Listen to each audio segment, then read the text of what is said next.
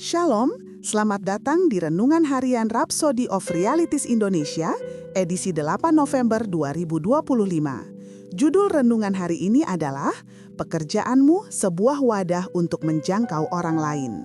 Ayat Alkitab pembukaan kita terdapat dalam Kisah Para Rasul 18 ayat 5 yang berbunyi, ketika Silas dan Timotius datang dari Makedonia, Paulus dengan sepenuhnya dapat memberitakan firman di mana ia memberi kesaksian kepada orang-orang Yahudi bahwa Yesus adalah Mesias.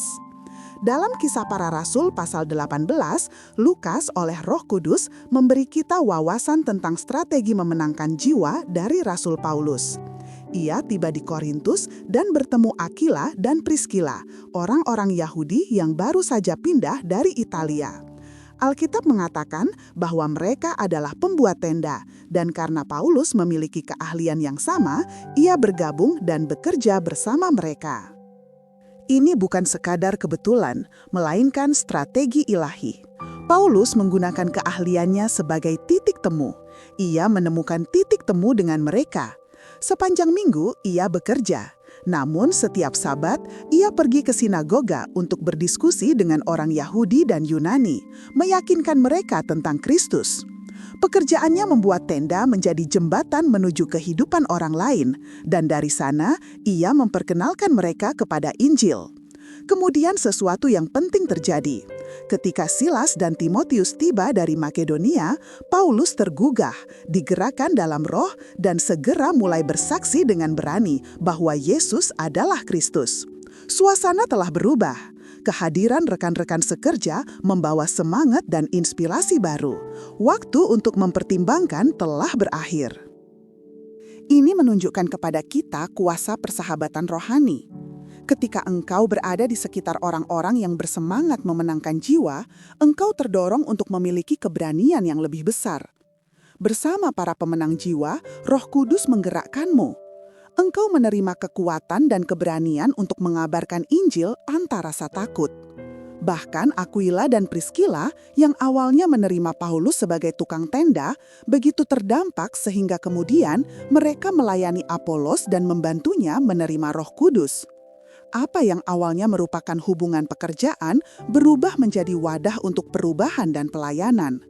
Sadarilah bahwa Tuhan secara strategis menempatkanmu di lingkungan tertentu demi Injil.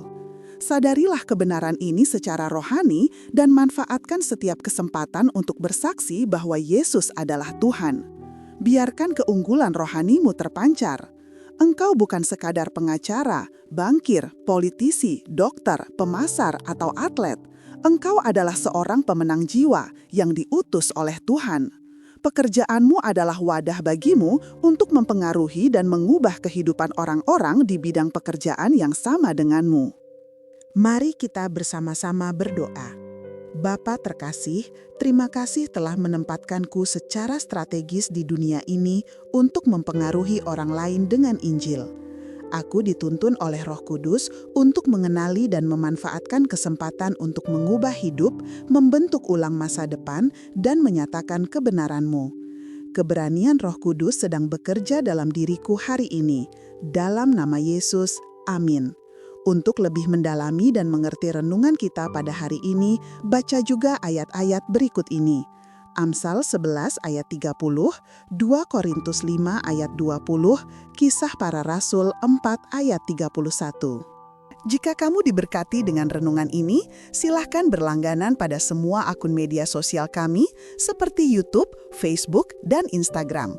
Dan jangan lupa untuk membagikannya kepada semua orang supaya mereka juga diberkati dengan firman Tuhan ini.